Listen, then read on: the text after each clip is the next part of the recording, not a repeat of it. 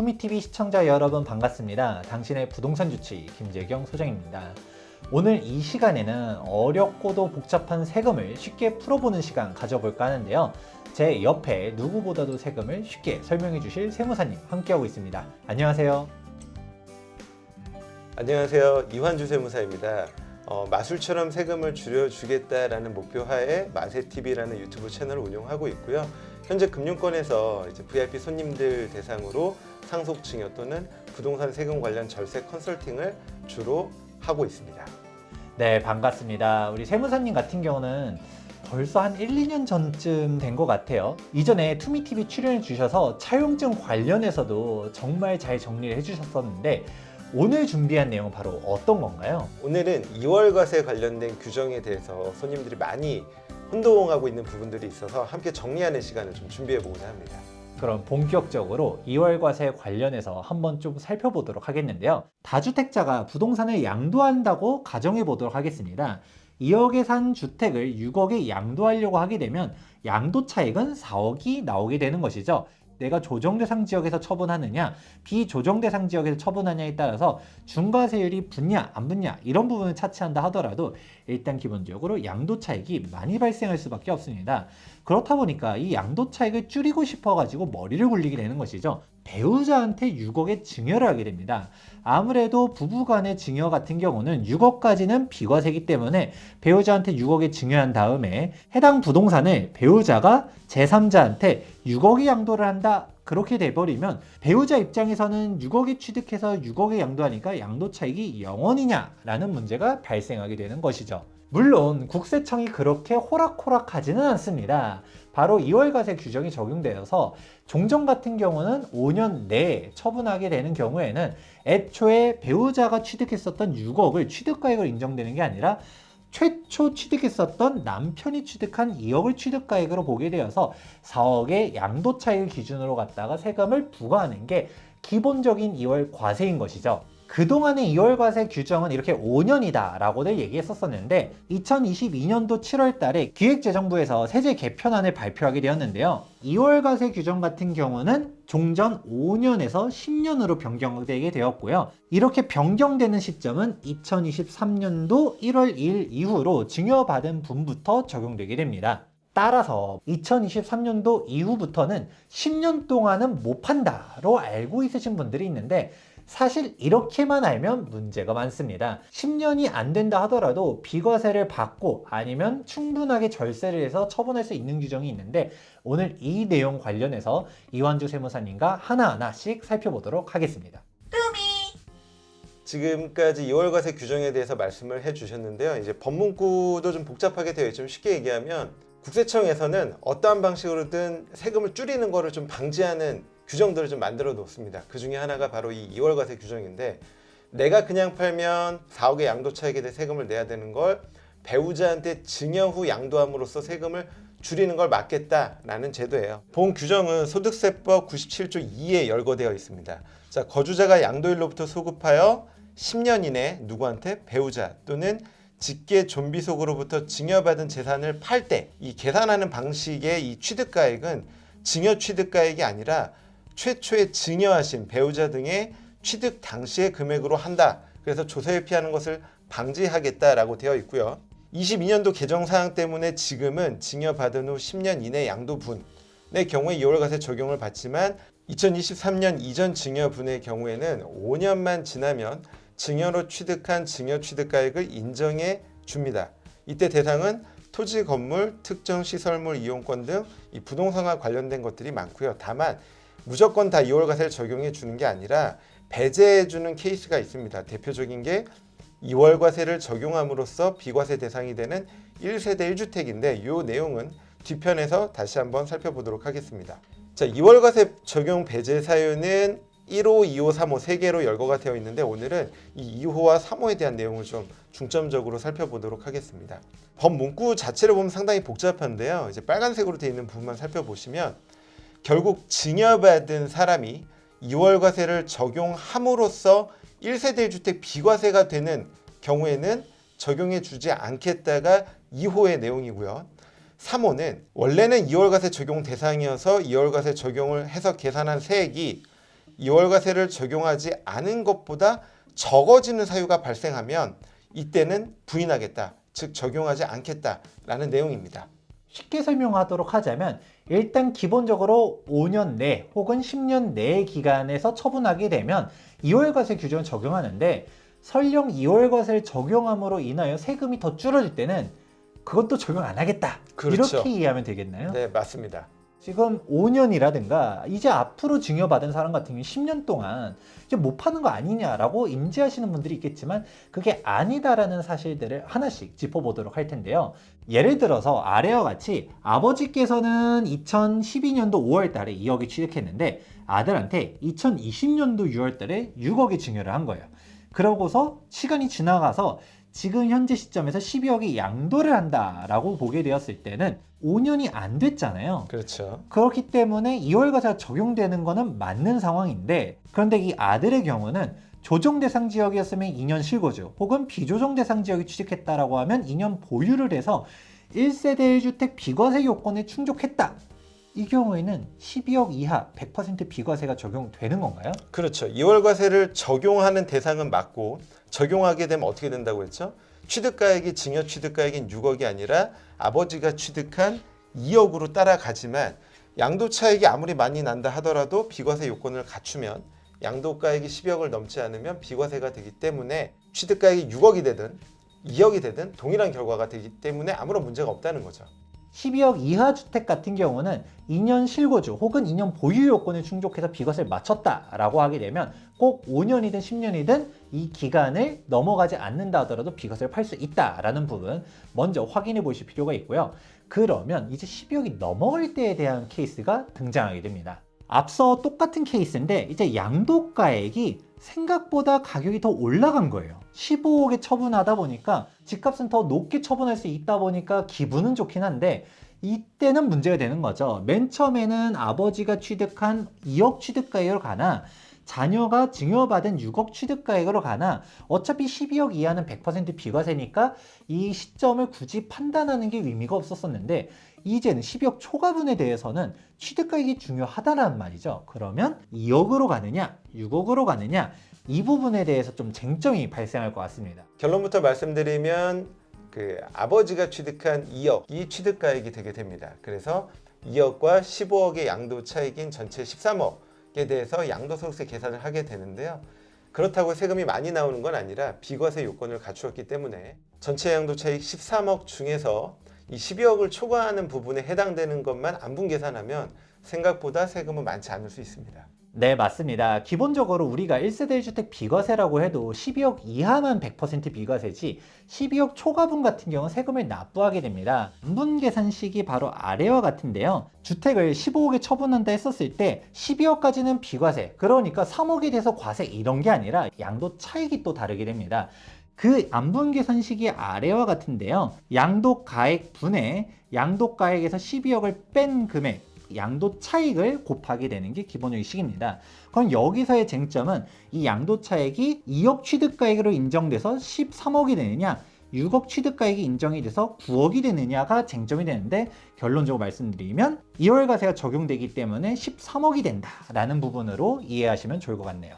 저희는 결론부터 말씀드리긴 했지만 사실 이게 조문을 보면 좀 헷갈리게 되어 있긴 합니다. 소득세법 97조의 1을 한번 살펴보게 되면 1항에 2월과세에 대한 규정이 적혀 있게 되고요. 2항을 살펴보게 되면 각 호에 해당하는 경우는 1항을 적용하지 않는다. 즉 2월과세에 적용하지 않는다라고 되어 있고 그러면 2항 2호를 살펴보게 되었을 때는 제89조 1항 제3호 즉 비과세 요건을 맞춘 주택의 경우에는 구체적으로 고가주택을 포함한 주택의 양도에 해당하는 경우에는 2월과세를 적용하지 않는다라고 되어 있습니다. 나는 1세대 1주택 비과세 요건을 맞췄어. 그런데 지금 소득세법 보니까 비과세 요건을 갖춘 주택 같은 경우에 2월과세 적용하지 않는데 그런데 왜 또 2월과세를 적용하는 거야? 이렇게 해석할 수도 있거든요. 그런데 이 조항을 이렇게 해석하는 건 아니라면서요. 2호의 규정은 엄밀히 얘기하면 이 증여받은 자녀가 파는 주택이 비과세라는 게 아니라 여기 나와 있는 것처럼 1항을 적용할 경우 즉 증여받은 주택이 2월과세를 적용함으로써 1세대 1주택 비과세에 해당이 되는 경우에만 2월과세를 배제하겠다라는 내용입니다. 아버지가 2억에 취득한 주택을 자녀한테 6억에 증여를 했습니다. 그리고 자녀가 2년이 지나지 않은 상황에서 양도하게 되면 자녀 입장에서는 비과세 요건을 갖추지 못한 거예요. 그런데 비과세 요건을 갖추지 못한 주택이 2월과세를 적용받음으로써 취득가액이 2억이면서 취득 시기가 2012년이 돼버리면 자녀는 2년 이상 보유한 게 돼서 비과세를 적용받게 되는 희한한 상황이 발생하게 됩니다. 이렇게 세금이 줄어드는 것을 방지하기 위해서 증여받은 자녀가 2월과세를 적용받음으로써 비과세가 되는 것들은 적용하지 않겠다가 2호의 내용입니다. 네, 이게 조금 헷갈릴 수는 있습니다. 아무래도 자녀 같은 경우는 2월과세가 적용되는 상황, 즉 5년 미만 혹은 10년 미만으로 보유하게 되면 일단은 2월과세가 적용이 되게 되는데, 문제는 2월과세가 적용되게 될 때는 아버지가 취득한 금액을 끌고 오는 것뿐만 아니라 아버지가 취득한 시점의 보유기간도 끌고 오게 되거든요. 그러니까 내가 지금 비조정자산지역이다 라고 하게 되면 2년 보유만 해도 비과세잖아요. 그런데 이렇게 비월과세로 인해서 비과세가 적용되는 상황을 국세청이 가만히 냅두지 않겠다, 이 정도로 이해하시면 좋을 것 같습니다. 여기까지 듣고 보면 기본적으로 2월과세 적용 규정에 대해서 이해를 하게 되고, 2월과세가 적용됐다 하더라도 12억 이하 주택 같은 경우는 2년 보유 혹은 2년 거주를 충족하게 되면 비과세를 처분할 수 있다. 여기서 12억을 초과되게 되는 고가주택 같은 경우는 2월과세 규정 적용이 됐을 때는 아버지의 최초 취득가액으로 된다까지는 설명을 해드렸습니다. 그러면 내가 최대한 절세 혜택을 최고로 누리려고 하면 5년이든 10년이 지나간 다음에만 팔 수 있느냐? 라는 의문을 가질 수 있거든요.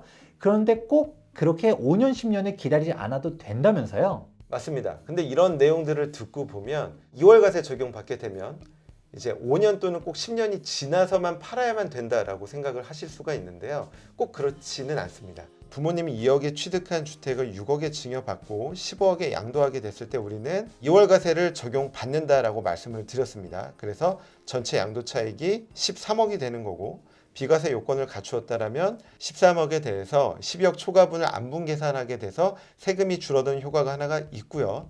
두 번째로는 이 취득 시기 또한 증여하신 아버님의 취득 시기로 따라오기 때문에 보유 기간이 늘어나게 됩니다. 그래서 2년 거주를 했다라고 하면 2년 거주에 따른 장기 보유 특별공제 8%뿐만 아니라 10년 보유에 따른 장기 보유 특별공제 40%를 적용받을 수 있어서 생각하신 것보다 세금이 많이 나오지는 않게 되는 구조로 가게 되어 있습니다. 기본적으로 자녀가 취득해서 비과세로 판다라고 했었을 때는 2년 거주 그리고 3년 보유를 하게 되면 장기보유 특별공제가 20%인데 2월과세가 적용됨으로 인하여 아버지가 취득한 시점인 2012년도로부터 기산을 하기 때문에 사실상 최대치 10년 보유 40%로 해서 장기보유 특별공제율이 원래 받으려고 했었던 20%보다 48%로 획기적으로 더 늘어난다라는 그렇죠. 얘기죠. 네, 맞습니다.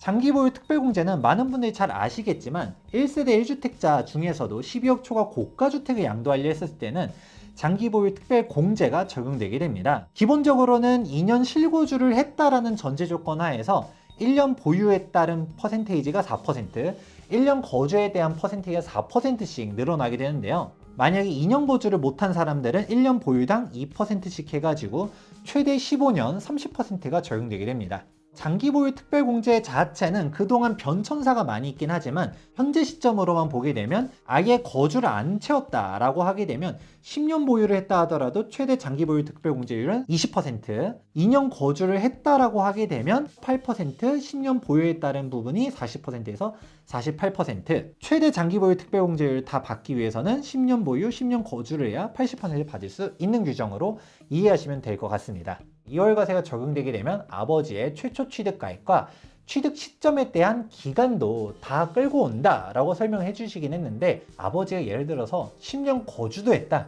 거주 기간도 끌고 올 수 있는 건가요? 네, 그렇지는 않습니다. 실제로 매도하는 사람이 거주한 것만 인정을 받기 때문에 그것까지 끌고 오지는 않습니다. 보유 기간만 끌고 온다 하더라도 장기보유 특별공제율이 높아져서 생각보다 세금이 많이 안 나오게 되는데요. 그 부분 한번 계산을 해봤습니다. 자, 앞의 사례에서 2월과세를 적용받게 되면 양도가액 15억, 부모님의 취득가액 2억, 그리고 증여받을 때 증여세 산출세액만큼을 필요경비로 인정받아 차감을 하면 전체 양도 차익은 11억 9,500만 원이 됩니다. 이 금액에서 12억 초과하는 부분으로 안분 계산하게 되면 고가주택 양도차익 금액이 나오게 되는데 이 금액이 2억 3,900이 되고요. 자, 여기까지 봤을 때 2월과세 적용하지 않았을 때랑 비교를 해보면 2월과세를 적용받지 않으면 내가 증여 취득한 6억과 양도가 15억의 차익인 9억, 이 부분에 대해서 고가주택 양도차익 즉 12억 넘는 부분을 안분 계산해 보면 1억 8천이 됩니다. 즉 2월과세 적용을 했을 때가 여전히 높은 상황이 되는 거죠. 자, 여기에 장기 보유 특별공제를 적용하게 되면 상황이 조금 달라지게 됩니다. 일단 10년 보유 및 2년 거주에 따른 48%를 적용받아서 차감을 하게 되면 양도소득 금액이 1억 2,400이지만 증여 후 양도하게 되면 2월과세를 적용하지 않았다면 2년 거주, 3년 보유를 했기 때문에 20%를 차감하게 됩니다.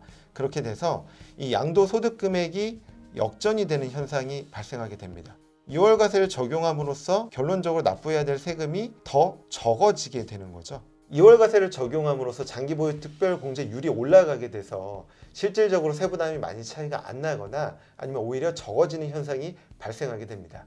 그러면 아직 나는 10년이 안 됐어요. 2월과세가 적용돼가지고 장특공이 확 늘어났더니 그럼 2월과세 적용돼서 유리해질 수도 있는 거네요? 그렇죠. 그러면 또 국세청이 그걸 가만히 두진 않죠. 그래서 나온 게 2월과세 적용 배제 3호입니다.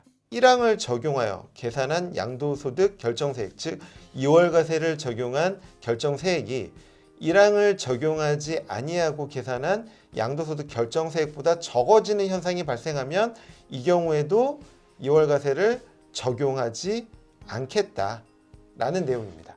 우리가 어떻게 계산해서 나오든 간에 생각보다 세금이 적어진다 그러면 적어진 금액과 크게 나온 금액 중 큰 걸로 무조건 계산한다 라고 생각하시면 편합니다. 일단은 뭐 그렇게 국세청이 호락호락하지는 않네요. 그렇죠. 많은 사람들이 2월과세 규정을 갖다가 어디서 듣긴 들었습니다. 뭐 유튜브라든지 뭐 세무사님이 기고한 글을 봤다든지 그래서 특수관계자한테 증여를 받게 되면 무조건 5년 동안 못 팔아. 2023년도 이후로는 10년 동안 못 팔아 라고 생각하는 사람들이 있는데 정리해보자면 첫 번째로 12억 이하는 어쨌든 비과세 요건을 맞추면 취득가액이 얼마가 되던 간에 세금은 0원이기 때문에 상관없이 팔아도 된다. 두 번째, 만약에 고가주택을 처분하게 된다 하더라도 아버지의 취득 기간까지도 끌고 오기 때문에 장기 보유 특별공제율이 높아져서 실질적으로 세금을 계산해 보면 10년 지나가서 파나 지금 파나 세금 차이가 그렇게 크지 않을 수도 있다. 10년이라는 기간에 매몰되어 가지고 10년이 지나고서 팔려고 하다가 매도 타이밍을 놓치기보다는 지금이 매도 타이밍이다 라고 생각하게 되었을 때는 세액 비교를 한번 해보고서 매도 결정을 해보시면 좋을 것 같습니다. 2월과세를 적용받고 자녀가 비과세 요건만 갖추면 세금이 아예 없다고 생각하는 분들이 생각보다 많으세요. 그런데 세금이 없는 건 12억까지인 거고 12억 초과분에 대한 부분은 앞에서 살펴본 사례처럼 취득 시기라든지 취득 가액이 다 과거로 흘러 들어갈 수 있기 때문에 정확히 얼마 정도 세금이 나은지를 파악하고 그에 맞는 의사결정을 하시면 여러분들한테 좀 더 도움이 될 것 같습니다. 정말 어렵고 복잡한 2월과세 규정인데 이해가 한 번에 안 되시는 분들은 두 번, 세 번 다시금 시청해 보시면 도움이 많이 될 것 같습니다. 오늘 내용 도움되셨다면 좋아요와 구독하기 눌러주시기 바라면서 지금까지 부동산 주치 김재경 소장과 이완주 세무사였습니다. 감사합니다.